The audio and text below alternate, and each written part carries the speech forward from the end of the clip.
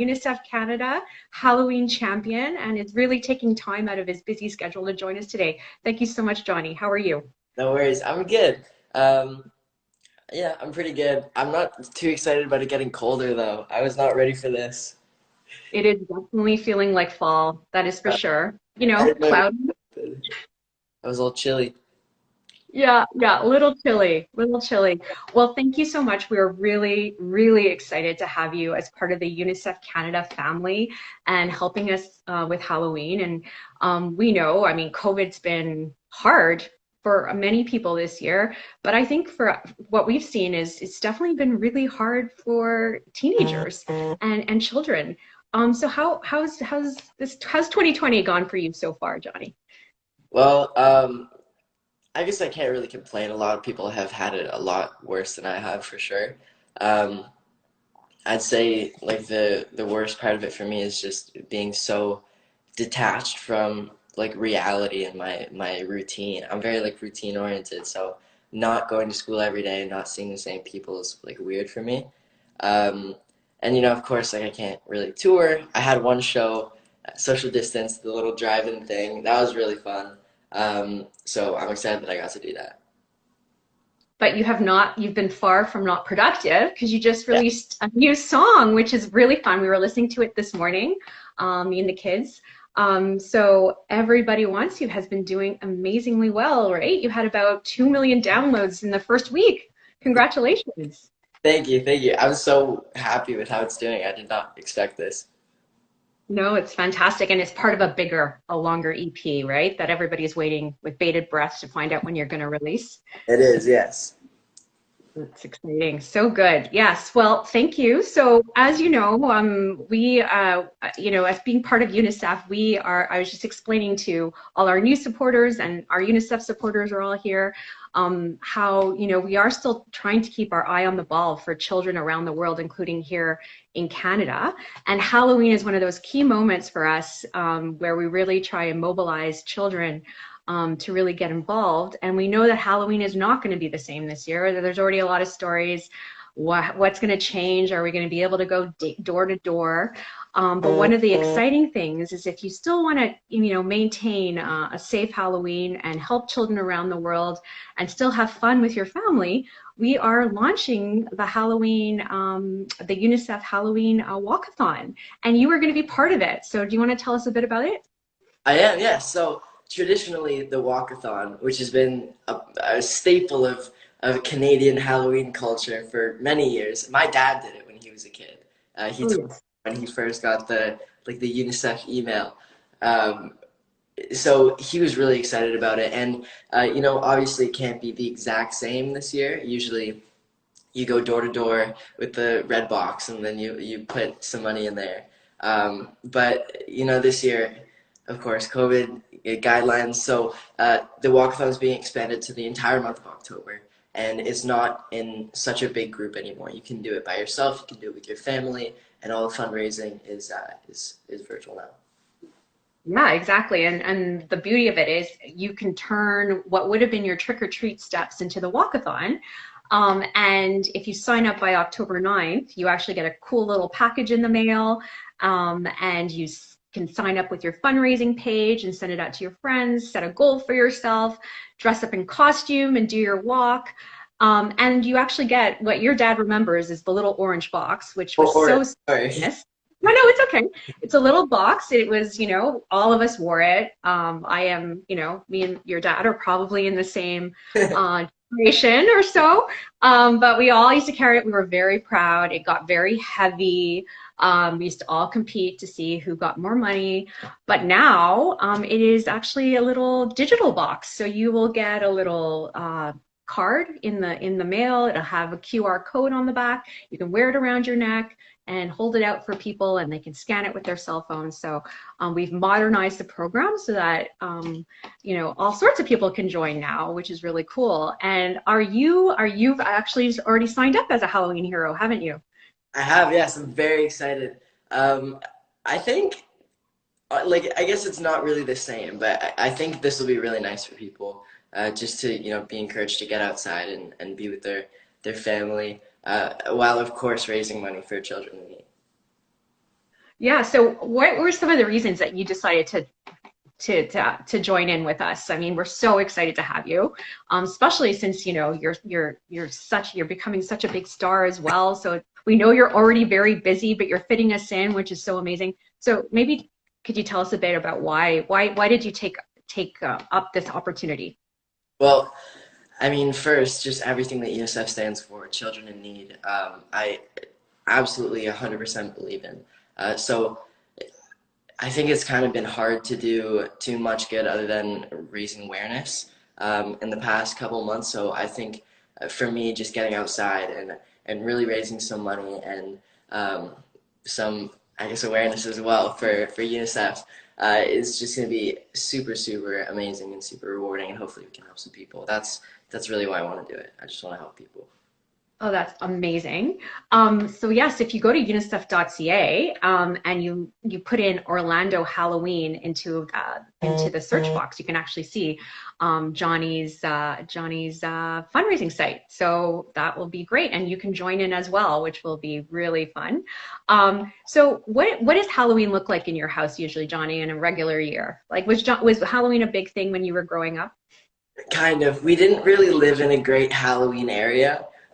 We've always lived on like dead end streets, and like now where we live on like a main road, so there aren't that many trick-or-treaters. Usually it's just like fans that come to the house because this is like the one night a year where they can come to the house without it like being weird, which is kind of funny.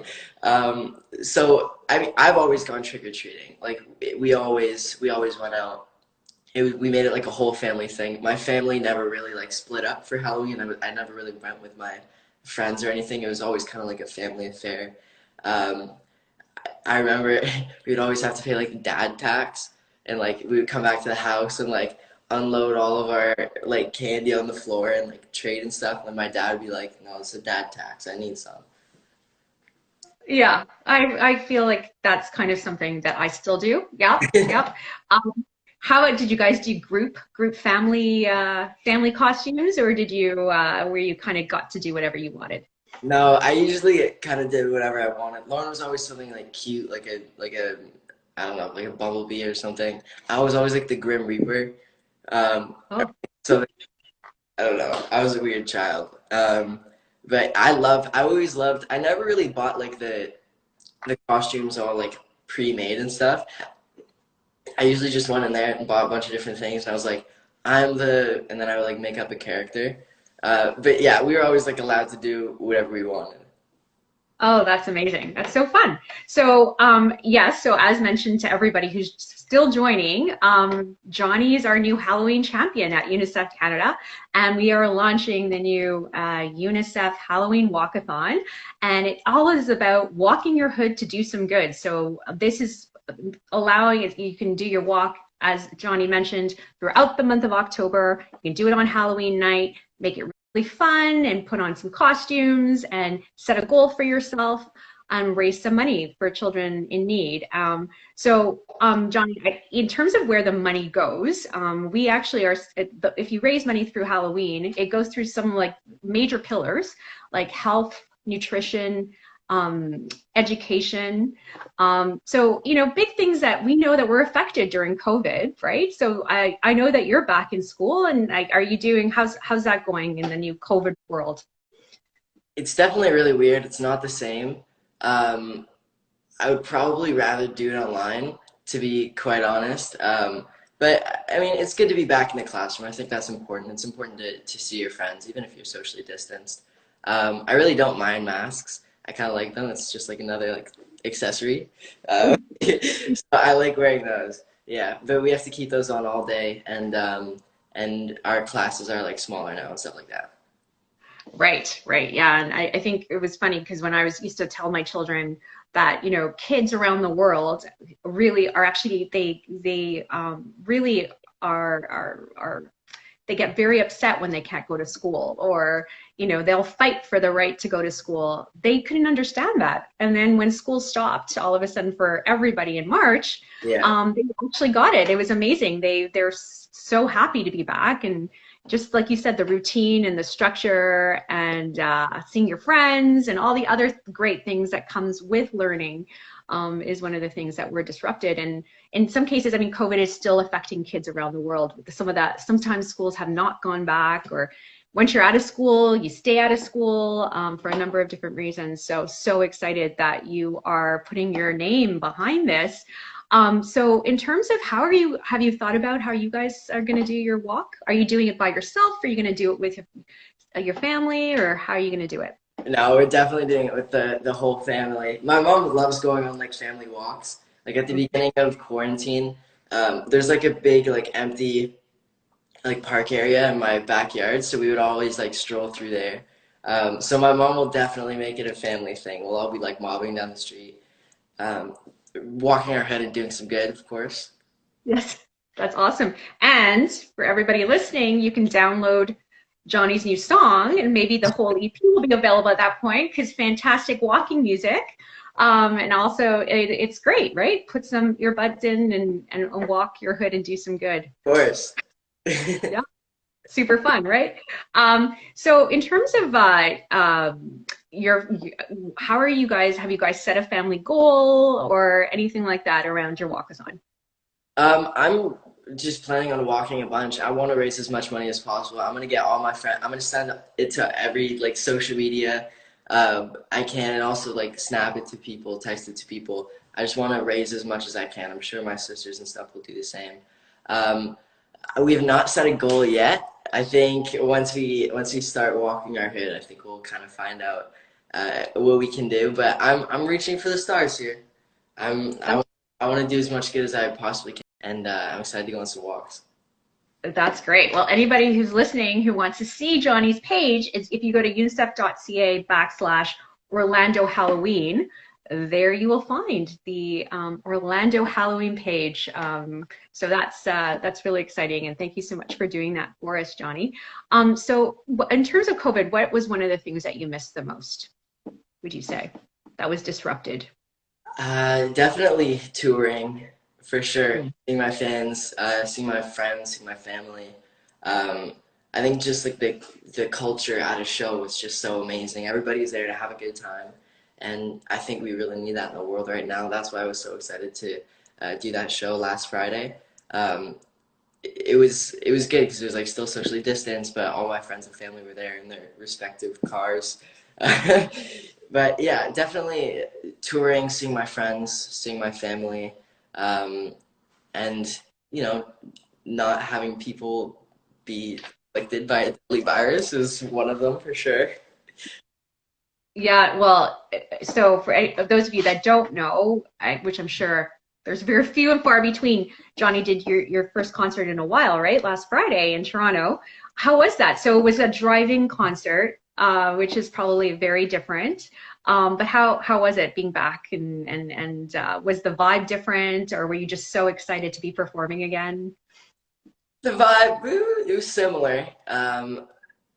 People were really far away from the stage because I can't like spit on them.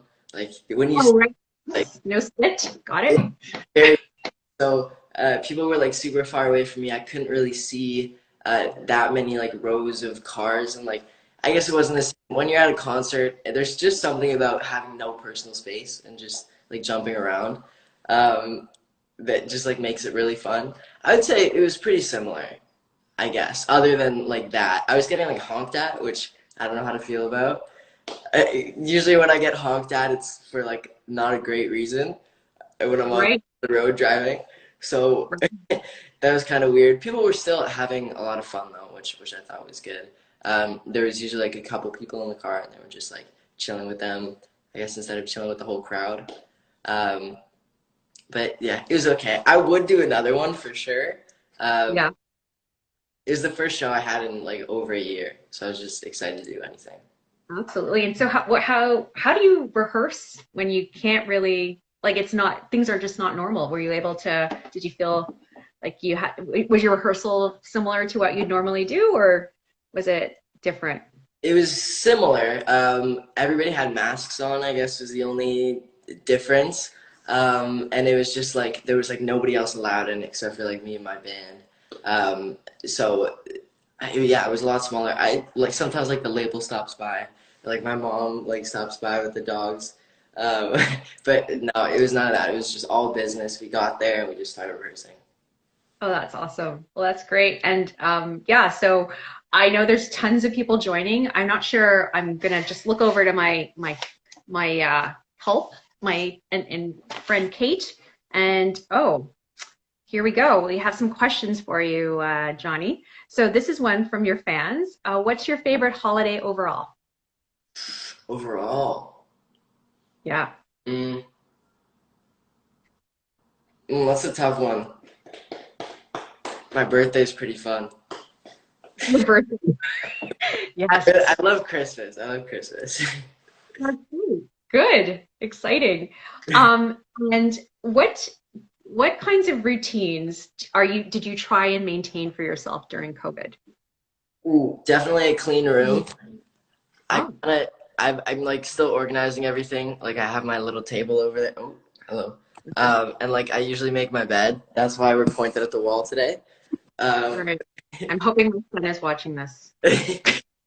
yeah, so I guess I just tried to stay organized. I organized like all my music stuff, and I would try and like record a song every once in a while, and I would try and like write and just think of things every day just to keep myself sane. Um, and then definitely when school was going on, as soon as I would get homework, I would just do it right then and there, right after the class ended, or else I would just never do it. So I guess I had to be more disciplined. Oh, that's good. Yeah, no, it is tough, right? It's kind of all coming from yourself.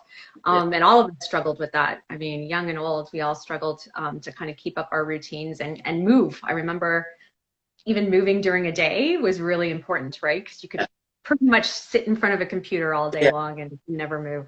Sometimes, Um, oh, I haven't eaten in like 13 hours. Let me just go of something. that's right. So we're starting, the Halloween Walkathon. It's October now. So when what do you have, you got, it's very new. I realize that. So I'm potentially putting you on the spot, Johnny. But any thoughts about when, or any advice you would give to people around joining the UNICEF Halloween Walkathon and why it might be even more important to do that this year than any other year? Of course, well, yeah, this year more than any other year, so many people, so many countries have taken huge losses economically. So, of course, that translates to the people and the people of those places who are now being negatively affected. So it's more important this year than any other year, even though I guess it's not the same to get out there and walk your herd and do some good, of course, raise some money that will then go back to the people of communities being affected. Um, so for sure, more important this year than any other year. I would recommend planning it out and like maybe putting it on social media so that you're forced to do it.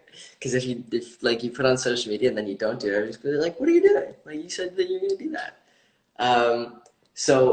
Yeah, I mean, I would get out there as much as you could if you want to raise the max amount of money. Just send it to everybody that you know, and hopefully we can do some good. That's amazing. So, and what are your thoughts about, so you're very, you're young.